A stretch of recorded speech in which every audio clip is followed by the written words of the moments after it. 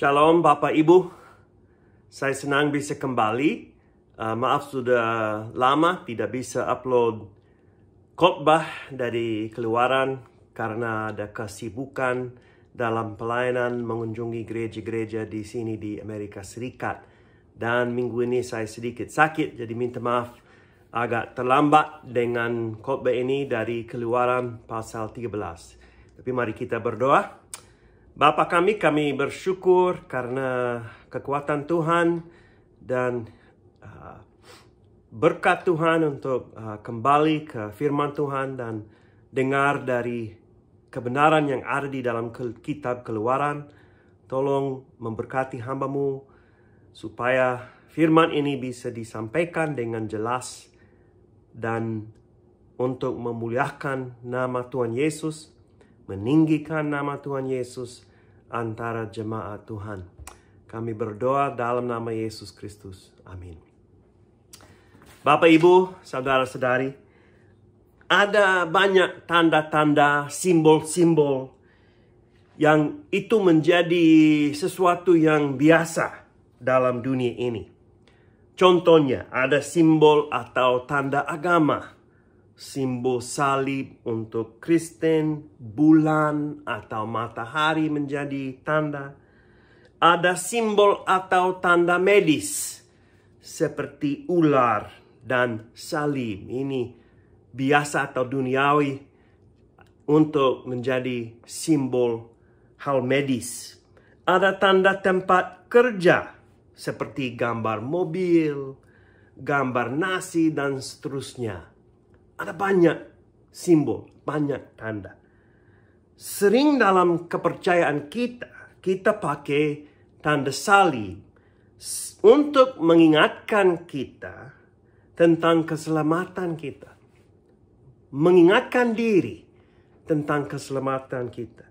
Yang penting bukan tanda-tanda sendiri, tapi realitasnya yang digambarkan.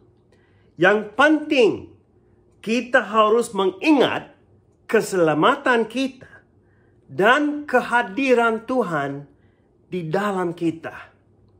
Itu temanya untuk khotbah ini. Kita harus mengingat keselamatan yang kita diberikan oleh Tuhan dan kehadiran Roh Kudus, kehadiran Tuhan di dalam kita. Kita lihat tanda-tanda ini dan kepentingannya dalam Keluaran pasal 13 ayat 1 sampai 22. Dalam teks ini kita akan belajar bahwa dua hal. Kita harus mengingat keselamatan kita dan kita harus mengingat kehadiran Tuhan di dalam kita. Mari kita membaca bagian yang pertama, Keluaran pasal 13 ayat 1 sampai 16. Inilah firman Tuhan, berfirmanlah Tuhan kepada Musa, kuduskanlah bagiku semua anak sulung, semua yang lahir terdahulu dari kandungan pada orang Israel, baik pada manusia maupun pada hewan. Akulah yang empunya mereka. Lalu berkatalah Musa kepada bangsa itu, peringatilah hari ini, sebab pada hari ini kamu keluar dari Mesir, dari rumah perbudakan, karena dengan kekuatan tangannya Tuhan telah membawa kamu keluar dari sana. Sebab itu tidak boleh dimakan sesuatu pun yang beragi.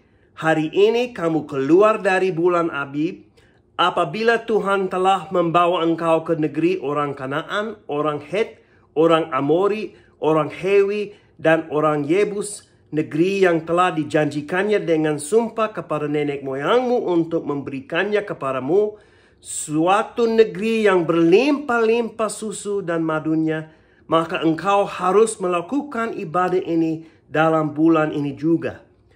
Makanlah roti yang tidak beragi 7 hari lamanya, dan pada hari yang ke-7 akan diadakan hari raya bagi Tuhan.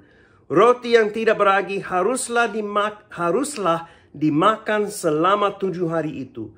Sesuatu pun yang beragi tidak boleh dilihat padamu, Bahkan ragi tidak boleh dilihat padamu di seluruh daerahmu.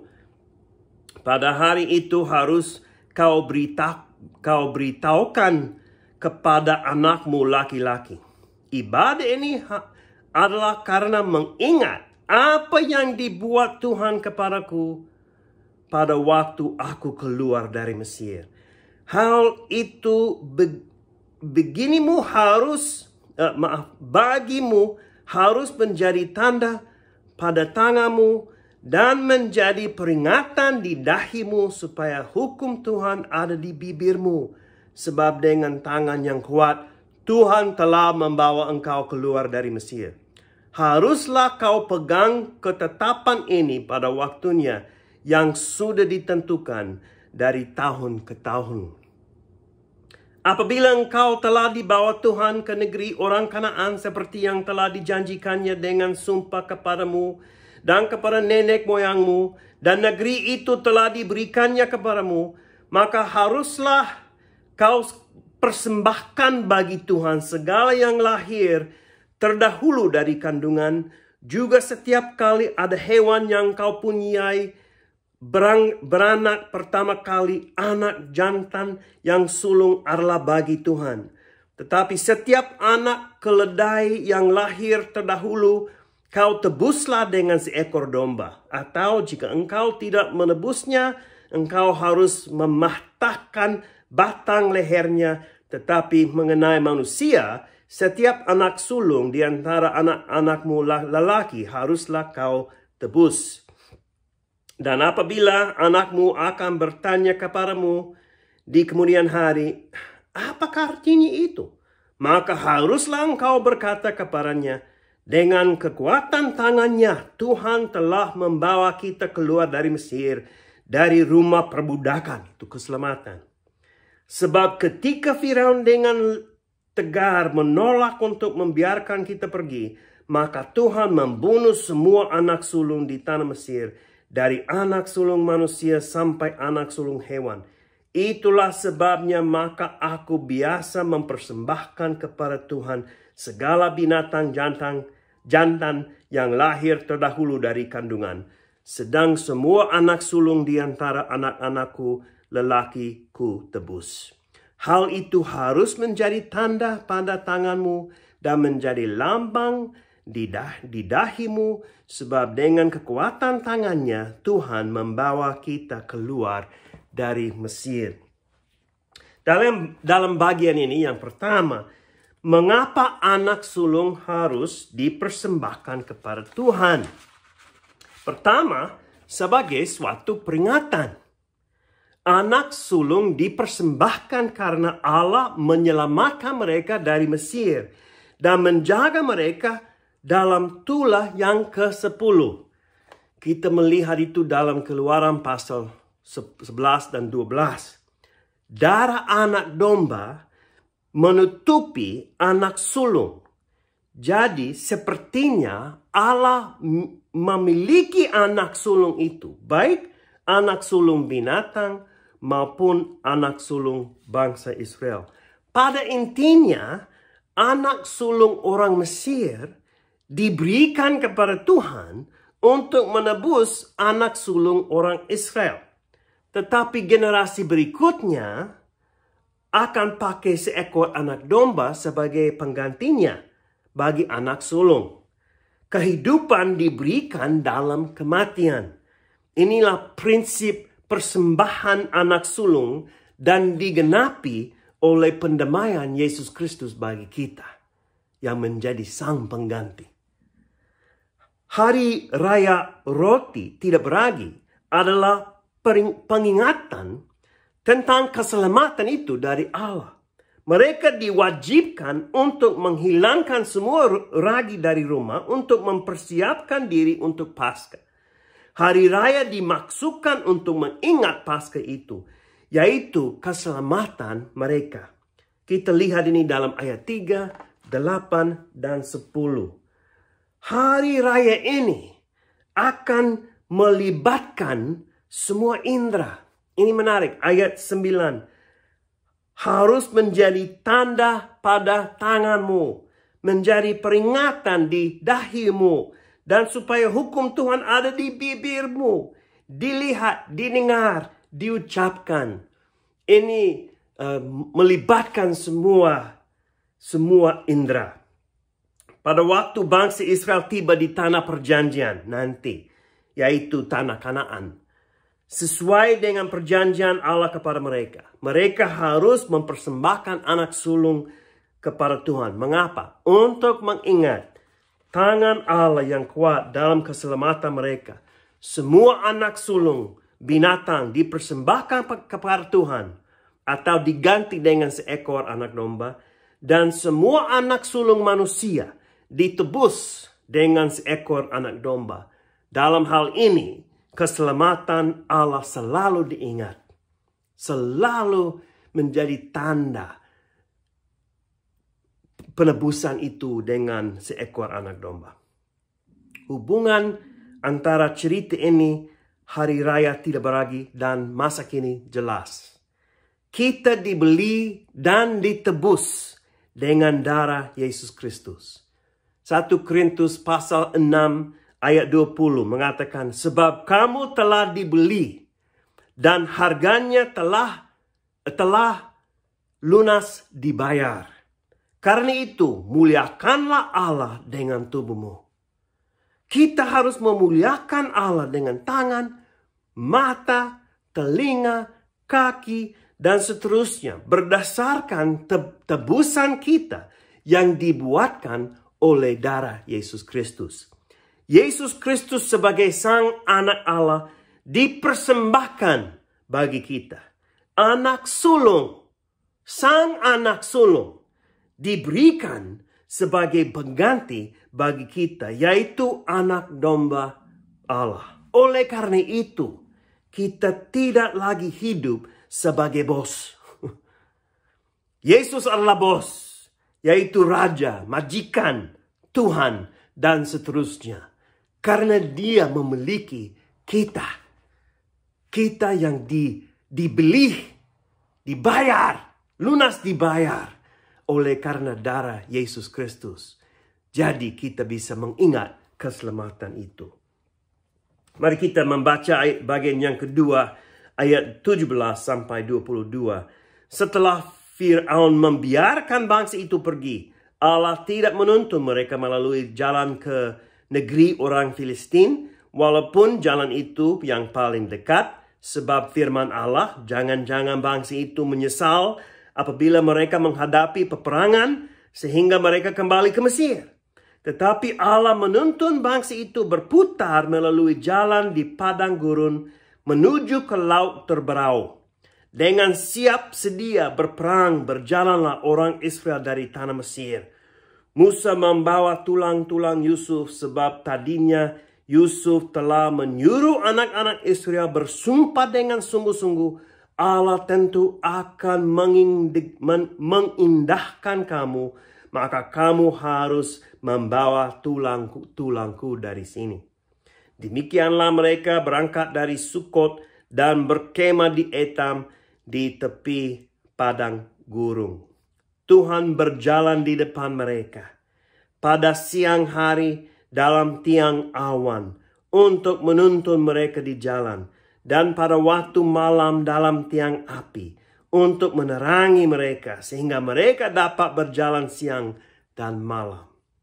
Dengan tidak beralih, tiang awan itu tetap ada pada siang hari dan tiang api pada waktu malam di depan bangsa itu.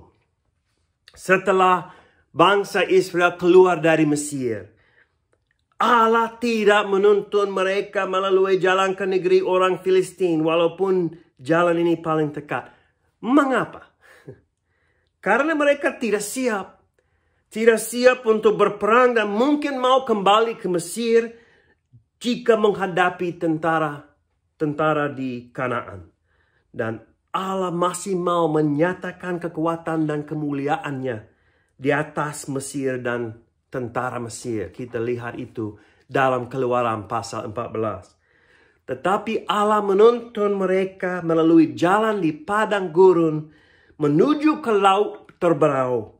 Tidak ada pilihan untuk kembali atau berlari. Mereka harus percaya kepada Tuhan 100%. Yang menarik di sini, Musa membawa tulang Yusuf sesuai dengan keinginan Yusuf di Kejadian pasal 50 ayat 25. Lebih dari 400 tahun sebelum saat itu, Yusuf percaya dalam kesetiaan dan kebaikan Tuhan. Pada waktu kami keluar, membawa tulangku. Dan hal ini adalah satu pengingatan lagi tentang hubungan dengan perjanjian Allah kepada Bapa leluhur. Kita diingatkan lagi tentang rencana dan kehendak Allah yang ditentukan sebelumnya. Di padang gurun, Allah memperlihatkan kepada mereka bahwa Dia hadir dengan mereka dan akan menuntun mereka. Itu dijanjikan kepada Abraham, Ishak, Yakub, Yusuf, dan seterusnya sampai digenapi dalam kepemimpinan Musa. Sering di dalam firman Tuhan, Allah menyatakan diri dalam api dan awan. Itu sering muncul. Jadi di sini ada tiang api pada waktu malam dan ada tiang awan pada waktu siang. Mereka selalu bisa melihat bahwa Allah menyertai dan menuntun mereka. Coba bayangkan Bapak Ibu, saudara-saudari. Itu yang luar biasa. Mereka bisa lihat tiang pada malam ada tiang api. Mereka bisa lihat itu Allah bersama-sama dengan kami. Itu Allah bersama-sama. Itu Allah yang menyertai.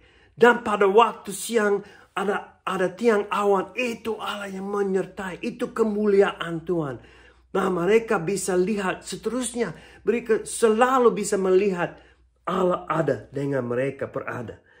Hal ini adalah pembayangan bagi kehadiran Allah di dalam kita. Dalam bait Allah untuk bangsa Israel. Jadi pada waktu bait Allah dibuat atau kemah dibuat, itu bisa menjadi simbol atau tanda bahwa Allah selalu ada bersama dengan bangsa Israel. Dan itu menarik. Dalam Yohanes pasal 1 ayat 14. Firman menjadi manusia. Dan dalam bahasa aslinya berkemah antara kita. Yesus menjadi seperti bait Allah yang berada antara jemaatnya. Dan pada waktu dia keluar, pada waktu dia pergi, dia berjanji bahwa dia akan mengutus Roh Kudus untuk menyertai, untuk menjadi kehadiran Allah untuk jemaatnya. Dan kemudian Roh Kudus berada sampai saat ini dengan jemaat Tuhan Yesus. Yang menarik juga dalam 1 Korintus pasal 10, Paulus menjelaskan bahwa tiang dalam Keluaran pasal 13 mengingatkan mereka bahwa kehidupan lama sudah berlalu dan mereka diberikan hidup baru. Saya akan baca 1 Korintus pasal 10 ayat 1 sampai 2. Aku mau supaya kamu mengetahui saudara-saudara bahwa nenek moyang kita semua berada di bawah perlindungan awan dan bahwa mereka semua telah melintasi laut. Untuk menjadi pengikut Musa mereka semua telah dibaptis dalam awan dan dalam laut.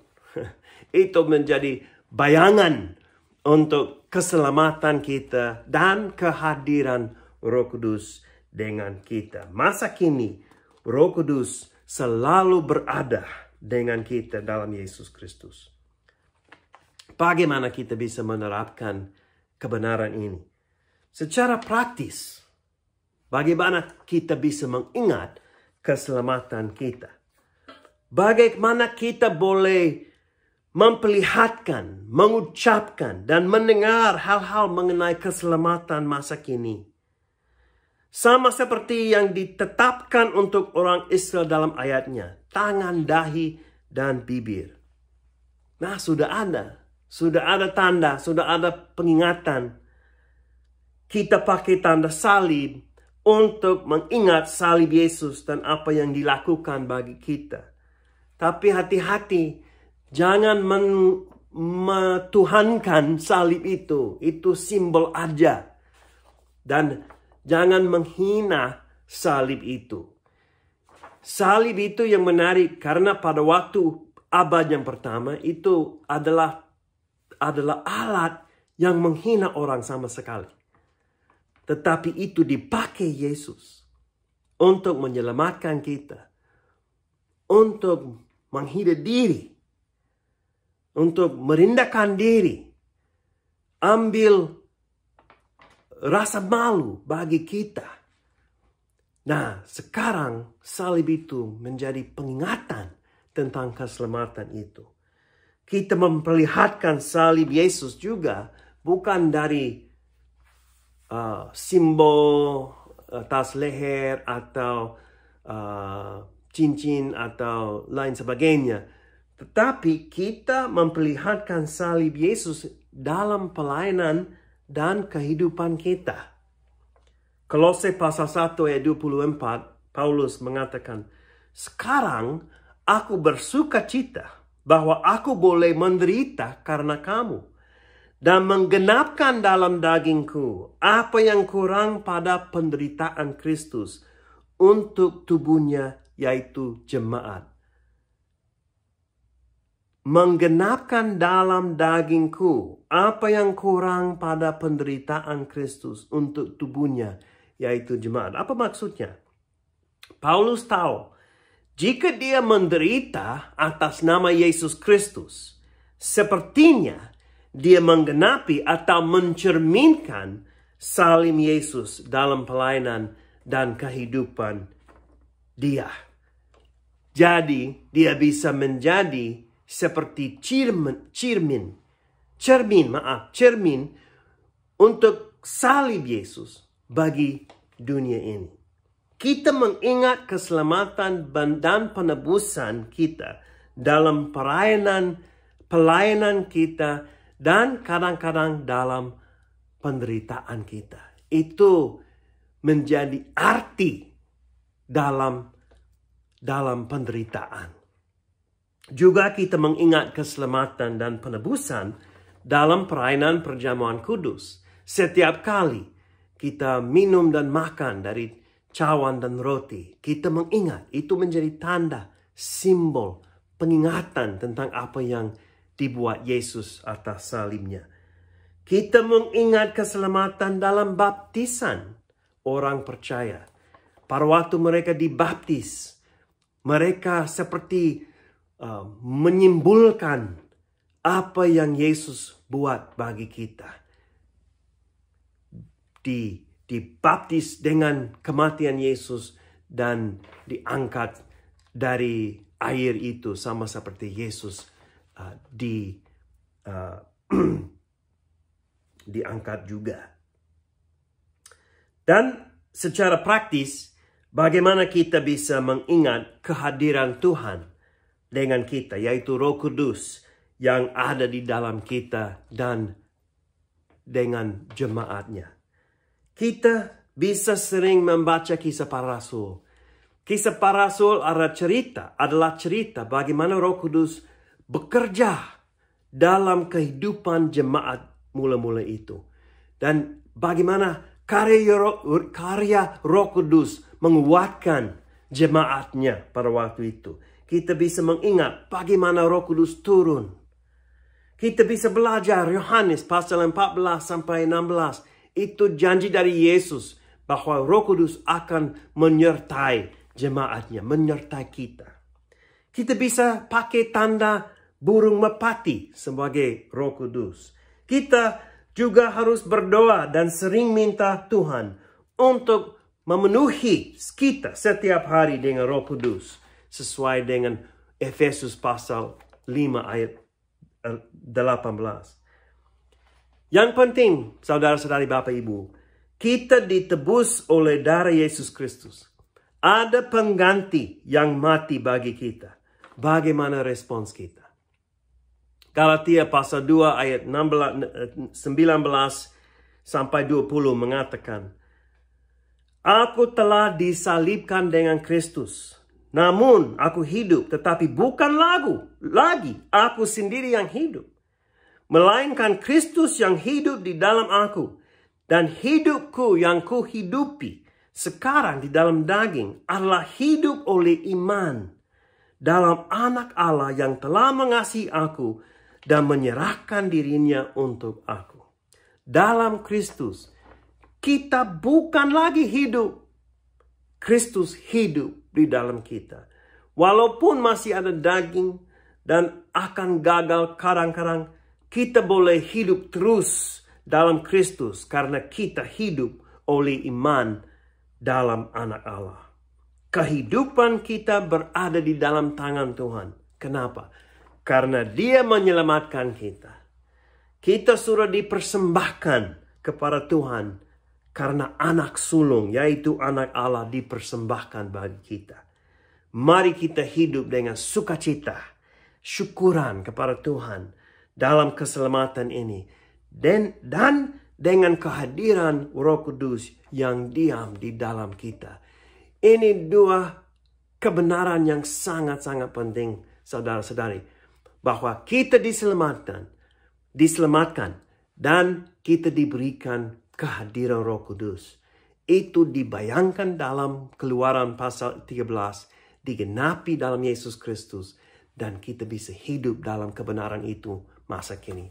Mari kita berdoa. Tuhan, ambil kebenaran ini dan masukkan kebenaran ini dalam tangan dan dalam hati kami, supaya kami boleh hidup sesuai dengan kebenaran ini, hidup dengan syukuran, hidup dengan sukacita oleh karena keselamatan dan kehadiran yang kami punyai dalam Yesus Kristus. Kami berdoa dalam nama Yesus Kristus. Amin.